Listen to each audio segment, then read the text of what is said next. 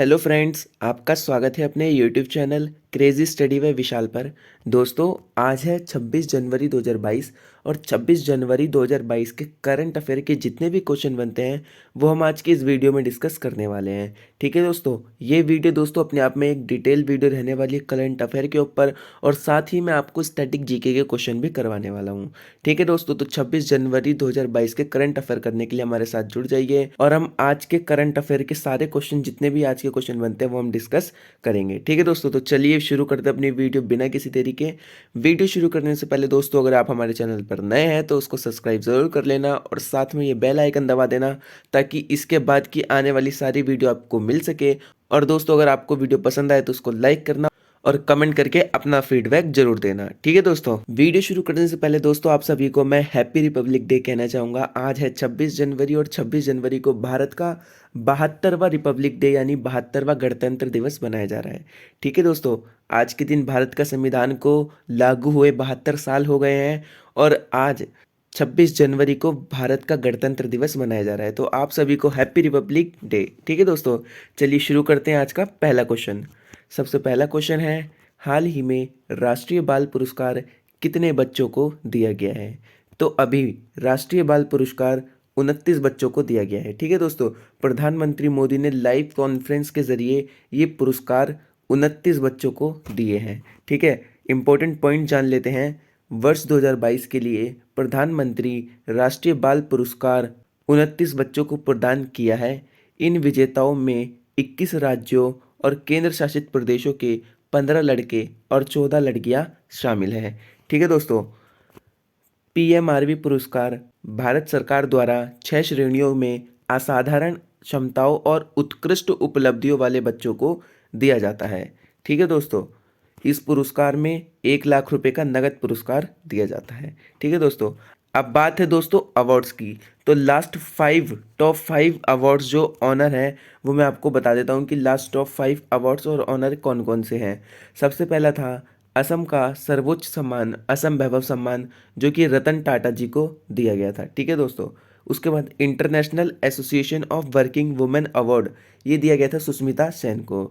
ठीक है, इसके बाद प्रतिष्ठित जेनेसिस पुरस्कार ये अल्बर्ट बोली को मिला है। उसके बाद 12वीं भारत रत्न डॉक्टर अंबेडकर पुरस्कार दिया गया है हर्षाली मल्होत्रा को। और गोल्डन ग्लोब पुरस्कार 2022 दोस्तों मिला है ओ ये ओंग सू को। ठीक है दोस्तों, तो इनको ये दोस्तों टॉप 5 अवार्ड्स मिले हैं। ठीक है दोस्तों, नेक्स्ट क्वेश्चन देख लेते हैं दोस्तों। हाल ही में भारत सरकार ने किसे पीएमएलए के निर्णायक प्राधिकरण का नया अध्यक्ष बनाया है? तो दोस्तों, अभी भारत सरकार ने पीएमएलए यानी prevention of money laundering act के निर्णायक प्राधिकरण का अध्यक्ष बनाया है विनोदानंदन झा को। ठीक है, तो विनोदानंदन झा को अभी पीएमएलए का नया अध्यक्ष भारत सरकार ने बनाया है। इंपॉर्टेंट पॉइंट जान लेते हैं। विनोदानंदन झा को 5 साल की अवधि के लिए prevention of money laundering act, जिसको पीएमएलए एजुकेटिंग अथॉरिटी का अध्यक्ष नियुक्त किया गया है। ठीक है, और पीएमएलए एजुकेटिंग अथॉरिटी एक 3 सदस्यीय निकाय है जिसका अधिदेश prevention of money laundering act PMLA के तहत जारी किए गए संपत्ति के आदेशों की कुर्की के मामलों और इसकी निरंतरता और आगे की जब्ती या रिहाई के लिए जांच के कई गुणों को देखते हुए आदेश देता है। दोस्तों, ये पीएमएलए जो है ये मनी लॉन्ड्रिंग से रिलेटेड है। कोई भी संपत्ति जब्त करनी होती है, कोई हड़पी हुई संपत्ति होती है ना, कोई हवाला का पैसा होता है, तो उन सबको जो है पीएमएलए एक्ट के तहत जो है अंदर किया जाता है। और दोस्तों, ये जो prevention of money laundering act है ये 2002 में पारित किया गया था। ठीक है दोस्तों, तो आपको ये याद रखना है क्योंकि कभी कभार एक्ट वाला क्वेश्चन पूछ लेता है कि ये वाला एक्ट कौन से वर्ष में पारित किया गया था। तो आपको ये याद रखना है, prevention of money laundering act 2002 में नियुक्त किया गया है और हाल ही में इसके अध्यक्ष विनोदानंदन झा को बनाया गया है। अब दोस्तों, चेयरमैन की बात है तो लास्ट के टॉप 5 करंट अफेयर में बता देता हूँ जो अभी चेयरमैन बने हैं। सबसे पहला, इसरो के नए अध्यक्ष जो बने हैं वो डॉक्टर एस सोमनाथन बने हैं। ठीक है, इफ्को के नए अध्यक्ष कौन बने हैं? दिलीप संघानी बने हैं। एनएचआईडीसीएल के नए एमडी कौन बने हैं? ये चंचल कुमार बने हैं। ब्रिक्स सम्मेलन की अध्यक्षता किसने की है? तो चीन ने हाल ही में ब्रिक्स सम्मेलन की अध्यक्षता की है। एयर इंडिया के नए सीएमडी कौन बने हैं? ये बने हैं विक्रम देवदत्त। तो ये top 5 current affairs of chairman से जो मैंने आपको बता दिए। अब नेक्स्ट क्वेश्चन देख लेते हैं। हाल ही में 9वीं राष्ट्रीय महिला आइस हॉकी चैंपियनशिप 2022 किसने जीती है? तो अभी 9वीं राष्ट्रीय महिला आइस हॉकी चैंपियनशिप जो जीती है वो लद्दाख ने जीती है। ठीक है दोस्तों, तो लद्दाख की महिला टीम ने ये आइस हॉकी महिला चैंपियनशिप जो है ये जीत ली है। इंपॉर्टेंट पॉइंट जान लेते हैं। लद्दाख की महिला टीम ने हिमाचल प्रदेश में 9वीं राष्ट्रीय महिला आइस हॉकी चैंपियनशिप जीती है। ठीक है, चैंपियनशिप का आयोजन ice hockey association of India द्वारा हिमाचल प्रदेश के लाहौल स्पीति जिले के काजा क्षेत्र में किया गया था। ठीक है दोस्तों, और साथ ही चैंपियनशिप में दिल्ली, लद्दाख, हिमाचल प्रदेश, चंडीगढ़, तेलंगाना और भारत तिब्बत सीमा पुलिस की कुल 6 टीमों ने भाग लिया था। और अभी ice hockey association of India के जो अध्यक्ष हैं वह है डॉक्टर सुरेंद्रम मोहन बाली। ठीक है, कौन है? डॉक्टर सुरेंद्रम मोहन बाली जो है वो ice hockey association of India के अध्यक्ष हैं। ये आपको याद रखना है। अब दोस्तों ये बात है टूर्नामेंट विनिंग की, तो लास्ट के करंट अफेयर्स बता देता हूँ जो कि टूर्नामेंट विनिंग से रिलेटेड हैं। तो सबसे पहला है Syed Modi international badminton tournament, ये पीवी सिंधु ने जीता था। सर्वश्रेष्ठ फीफा पुरुष खिलाड़ी का खिताब किसने जीता है? ये रॉबर्ट लेवांडोव्स्की ने जीता है। ठीक है, और साथ ही इंडिया ओपन 2022 में अपना पहला सुपर 500 खिताब लक्ष्य सेन ने जीता है। सिडनी टेनिस क्लासिक टूर्नामेंट किसने जीता है? असलान कर्टसेव। असलान कर्टसेव ने ये सिडनी टेनिस क्लासिक टूर्नामेंट जीता है। एडिलेड इंटरनेशनल किसने जीता है? ऐश बार्टी ने। ऐश बार्टी ने दोस्तों एडिलेड इंटरनेशनल जीता है। नेक्स्ट क्वेश्चन देख लेते हैं। हाल ही में आईसीसी ने किस वर्ष के लिए अपने विजेताओं के नाम घोषित किए हैं? तो दोस्तों अभी आईसीसी ने वर्ष 2021 में अपने जो विजेता हैं यानी 2021 के जितने भी विजेता हैं उनके नाम घोषित कर दिए हैं। यानी T20 man of the match कौन रहा है ना, T20 2021 कौन रहा है ना, तो ये सब जो है ये आईसीसी ने घोषित कर दिया है। मैं इसके बारे में अभी आपको बताता हूँ, लेकिन सबसे पहले इंपॉर्टेंट पॉइंट देख लेते हैं।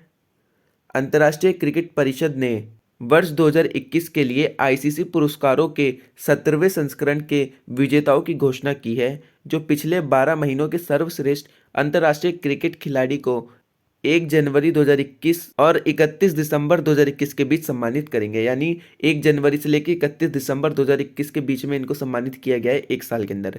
सबसे पहले बात कर लेते हैं आईसीसी की। आईसीसी की फुल फॉर्म होगी इंटरनेशनल क्रिकेट काउंसिलिंग। इसकी स्थापना 15 जून 1909 में की गई थी दुबई के यूएई में। इसका वर्तमान में हेड क्वार्टर है। इसके अध्यक्ष हैं वर्तमान में सौरभ गांगुली। ये अभी बीसीसीआई के अध्यक्ष थे, लेकिन इसको जो है अभी आईसीसी का अध्यक्ष चुन लिया गया है। ठीक है दोस्तों, तो दोस्तों अब मैं आपको बताता हूं कि आईसीसी ने किसे अपना जो है विजेता घोषित किया है। ठीक है, तो सबसे पहले आईसीसी महिला क्रिकेटर ऑफ द ईयर के लिए राचेल हीहो फ्लिंट ट्रॉफी दी गई थी स्मृति मंथाना को, जो कि हमारे भारत की है। ICC men's cricketer of the year के लिए सर गारफील्ड सोरवर्स ट्रॉफी दी गई है शाहीन अफरीदी को, जो कि पाकिस्तान के हैं। ये आपको याद रखना है, बहुत इंपॉर्टेंट है। ठीक है, ICC umpire of the year दोस्तों मराइस इरासमस बने हैं। ठीक है दोस्तों, मराइस इरासमस जो है ICC umpire of the year बने हैं। उसके बाद ICC T20 cricketer of the year कौन बना है? मोहम्मद रिजवान, जो कि पाकिस्तान के हैं। आईसीसी महिला T20 international cricketer of the year कौन बनी है? ये बनी है टेमी व्यूमोंट, जो कि इंग्लैंड की है। तो इनको ये खिताब दिया गया है। ठीक है, उसके बाद ICC emerging men's cricketer of the year कौन बना है? तो ये जमनम मालन, जो कि दक्षिण अफ्रीका के हैं। ICC emerging women's cricketer of the year कौन बनी है? फातिमा सना, पाकिस्तान की हैं। ICC men's associate cricketer of the year कौन बनी है? ये बनी है जीशान मकसूद, जो कि ओमान के हैं। ठीक है दोस्तों, और आईसीसी महिला associate cricketer of the year कौन बनी है? ये बनी है एंड्रिया मे जेपड़ा, जो कि ऑस्ट्रेलिया की हैं। ठीक है, उसके बाद ICC men's one day cricketer of the year कौन बनी है? ये बने हैं बाबर आजम, जो कि हमने पहले इसको पढ़ लिया है। ठीक है, उसके बाद आईसीसी महिला ODI cricketer of the year किसे नियुक्त किया गया है? ये लिजेली ली को, जो कि दक्षिण अफ्रीका के हैं, और इनको ये नियुक्त किया गया है। ठीक है, ICC men's test cricketer of the year का अवार्ड किसे दिया गया है? ये दिया गया है जो रूट, जो कि इंग्लैंड के क्रिकेटर हैं। ठीक है, तो ये जो है ये अवार्ड आईसीसी ने जारी कर दिए हैं अपने विजेताओं के नाम। ठीक है, नेक्स्ट क्वेश्चन देख लेते हैं। हाल ही में राष्ट्रीय मतदाता दिवस कब मनाया गया है? तो दोस्तों राष्ट्रीय मतदाता दिवस मनाया गया है 25 जनवरी को। हर साल 25 जनवरी को राष्ट्रीय मतदाता दिवस मनाया जाता है। इंपॉर्टेंट पॉइंट्स देख लेते हैं दोस्तों। अधिक युवा मतदाताओं को राजनीतिक प्रक्रिया में भाग लेने के लिए प्रोत्साहित करने के लिए भारत हर साल 25 जनवरी को राष्ट्रीय मतदाता दिवस नेशनल वोटर्स डे मनाता है। ठीक है दोस्तों, 25 जनवरी 2022 को 12वां राष्ट्रीय मतदाता दिवस मनाया जा रहा है।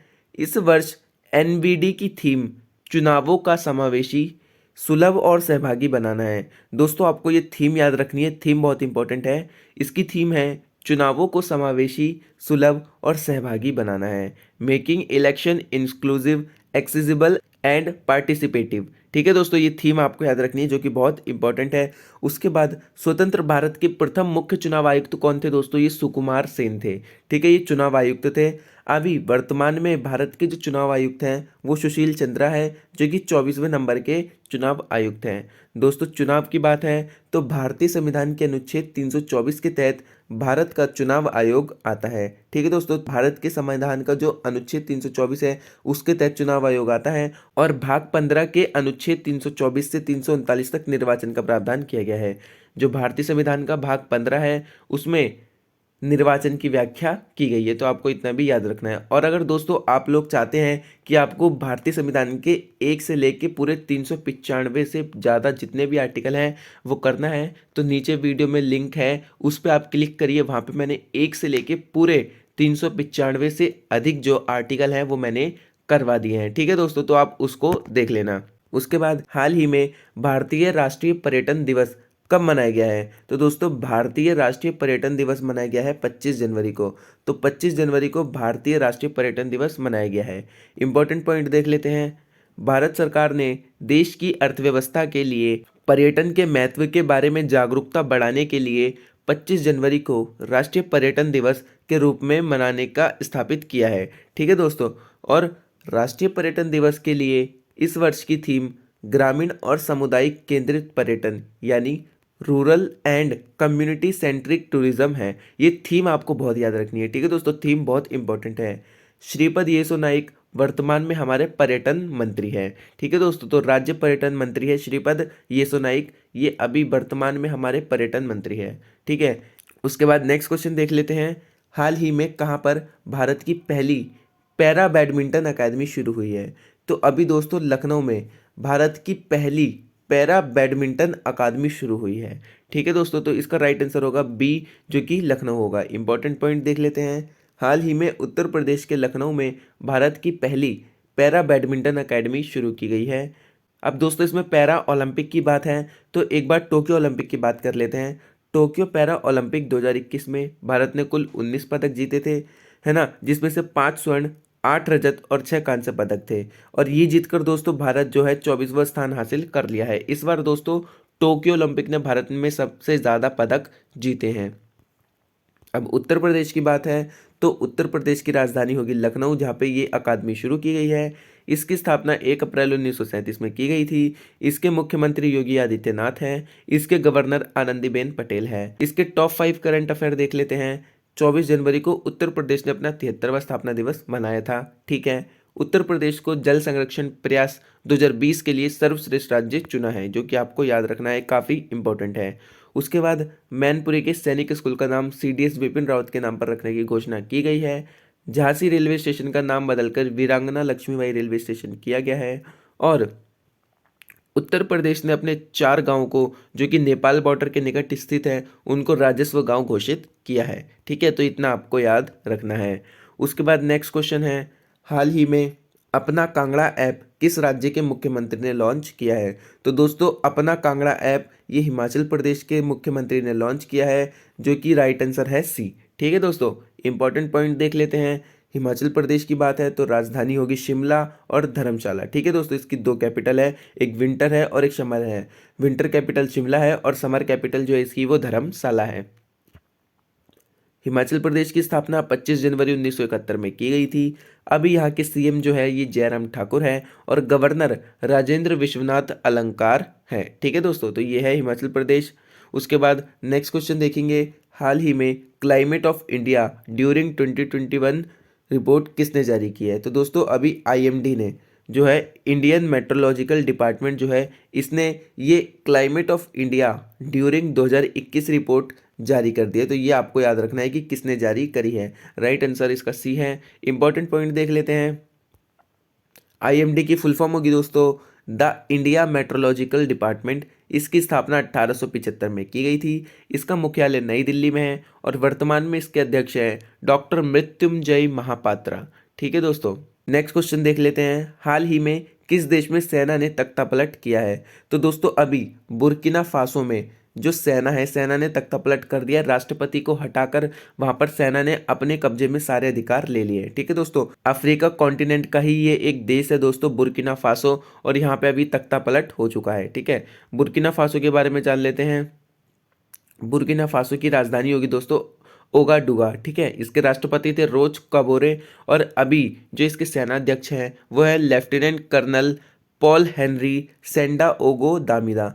ठीक है, तो ये जो है यहाँ के अभी सेनाध्यक्ष हैं और इन्होंने ही ये जो है ये तख्ता पलट किया है। तो ये थे दोस्तों टॉप 10 करंट अफेयर जो कि मैंने आपको इंपॉर्टेंट करंट अफेयर्स करा दिए हैं। यहाँ पे मैं आपसे एक चीज़ पूछना चाहूँगा दोस्तों, क्या मुझे 10 से करंट अफेयर बढ़ा के 15 या फिर 20 कर देने चाहिए? आप अपनी राय दीजिए कि क्या मुझे करंट अफेयर में थोड़ी बढ़ोतरी करनी चाहिए, क्या आपको कंटेंट कम लग रहा है। ठीक है दोस्तों, अगर आप कहोगे तो मैं 15, 20 और 25 जितने भी करंट अफेयर होते हैं वो सब करवा दूंगा, लेकिन अभी मैं टॉप 10 करवा रहा हूँ जो कि काफ़ी इंपॉर्टेंट है। ठीक है दोस्तों, तो ये थी दोस्तों आज की वीडियो 26 जनवरी की, जो कि मैंने आपको आज के करंट अफेयर बता दिए हैं। दोस्तों वीडियो पसंद आए तो उसको लाइक करना और अपना फीडबैक जरूर देना। धन्यवाद दोस्तों।